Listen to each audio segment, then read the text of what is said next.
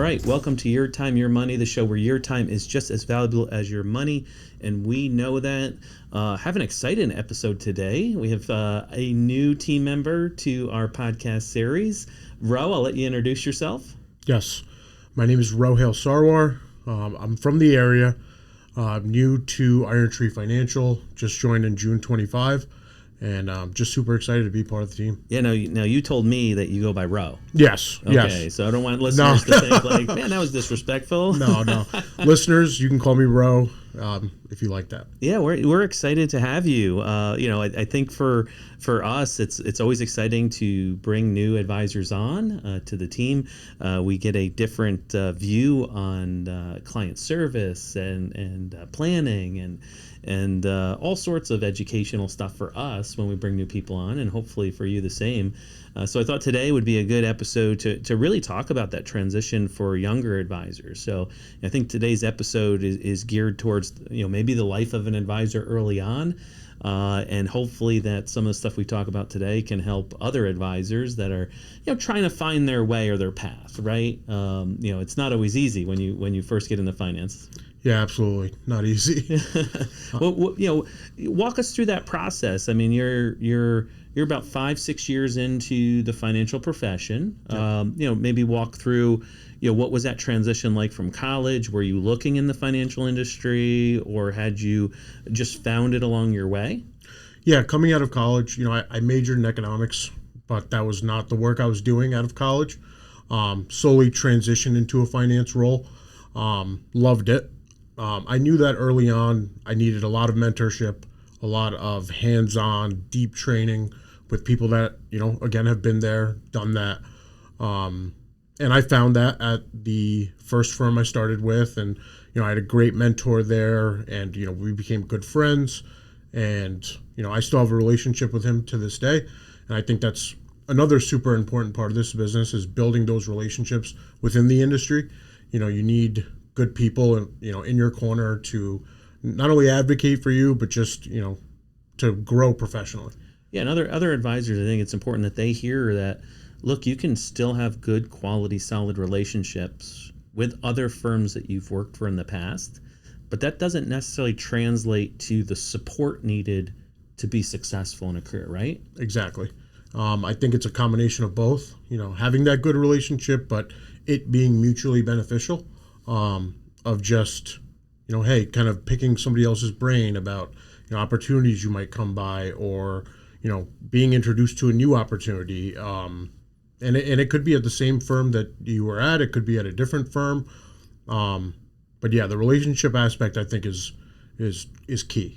Yeah, and I hear that a lot through interviews that we do, and looking from the outside into other firms, is like, hey, I love the people over there, I love the experience, but I'm not necessarily getting all the support that I need to be successful. Yep. And what were some things that you found, in interviewing and coming on with Iron Tree that we offered that maybe other firms, not to point out any other firm, but other firms that you've noticed through your career search, like were lacking a little bit or that you needed? Sure. I think at the beginning, you're just trying to master the fundamentals, which again is super important. And I think, once you master those fundamentals, then you can look on to greater opportunities, right? At this point in my career, I knew what I was looking for was that continued mentorship. But again, somebody, a firm I could come in and my high energy, they could feed off of, and vice versa.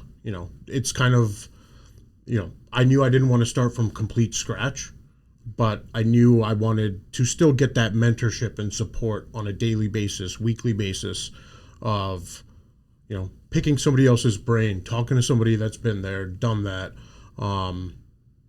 Yeah, that's so important, because you have all this book knowledge coming out of college. You have all this knowledge coming out of your exams, your licensing exams. But then all of a sudden you're thrown into the deep end of the pool, so to speak. Yeah. Right? And it's like, how do you take this knowledge and how do you translate it into an interaction with a client that now the pressure's on, right? Yeah. Because your financial advice and guidance is what? It's contingent upon somebody's life. Exactly. right? It's like you've got their financial life in your hands, and that's a big responsibility. It's a fiduciary responsibility because if you mess up, right, you're messing up somebody's livelihood, right? So Exactly. I don't think listeners understand that, really the pressure is on an advisor when they come out and start working with people to make sure they're doing what's right by them. Right. And you found that support here. What are some other things that you found? I mean, obviously, besides the podcast series and the media stuff, what do you see as that being able to help you in disseminating information to clients? I think it's about having all the tools in your toolkit. It's easy to kind of talk with new investors or, teach people the basics, right? But then beyond that, you're talking about specific strategies, and these are things that you want to talk to with guys that are more experienced, so guys that, maybe have looked at parts of the market that you weren't looking at, products that you were not looking at, and gaining that depth of knowledge. So again, I think that's the next step for me, is just continuing to grow on my knowledge. In my mind, knowledge is power. Growth is knowledge. Yeah. It all kind of goes hand in hand. So, and I won't age myself, but we're of a different demographic as far as age goes. A little bit. How do you see, your demographic and your age group consuming data versus maybe when I came in, which the technology wasn't there. There weren't such things as podcasts, right? There were radio shows, AM radio, not to date myself too much. But how do you see that playing into your progression as an advisor with even the younger generation? I find that, my generation and maybe people younger, you probably have 1 minute to grab their attention, if not less. So I like to add value right away, say things that I know might be on their mind, things that they are thinking about but are afraid to maybe talk about, which kind of just goes into adding value in their lives. That is really what it's about. And if you can do that, you get people's attention. Nice. And what has, you're a week and a half into, the relationship here at Iron Tree Financial, what has that first week been like? What did you expect or didn't expect that kind of, solidified your choice here?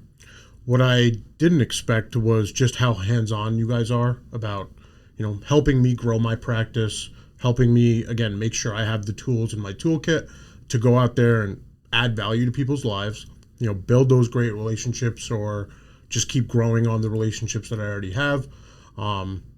Just the level of hands-on structured kind of, hey, we know that you have some experience, but we're still going to help you perfect your process and, help the people in your life. Yeah, I think that's a mistake a lot of times when advisors go to a firm is the firm thinks that they know everything already, or they focus just on being an advisor and not being on a business owner as well. And and I always tell any advisor, look, there's great advisors and there's great business owners, but it's hard to find somebody that's both a great advisor and a business owner at the same time. Mm-hmm. And what I mean by being a business owner is the hands-on experience, the relationship experience, the experience of do you see the industry changing and how do you change a business to match the industry changing, right? And that's something I think that Iron Tree's been very, very good at, is continuing to progress as the industry changes. Yeah, this is the only firm I've seen a podcast room at, especially to this level. I mean, this podcast room is awesome. And, beyond the podcast room, just you guys, I can tell, take the time to meet with each other, bounce ideas off one another, and not let things get shoved off to the side. You're very on top of it. Progression. Procrastination for clients is their worst enemy, whether it's in estate planning or college planning or retirement planning. So our goal is always to remove procrastination from the equation. So, I think it's great that our listeners get to meet the newest member of our team. If you'd like to find out more about Iron Tree Financial, you can find us on our website at irontreefinancial.com. That's a great website because it's got links to all of our events, our podcasts, our vlogs, our market minutes. a million different things that we're doing on there. You can reach us at 844-444-YTYM for Your Time, Your Money. You can reach us at 19 British American Boulevard in Latham, New York as well. And if you have questions, feel free to email us at irontreefinancial@saterais.com. And as always, it's your time, Your money.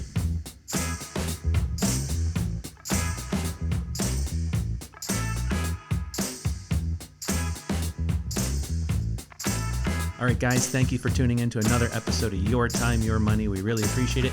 If you enjoyed today's episode, please feel free to share this with friends, family, coworkers, anyone else that you think might be interested.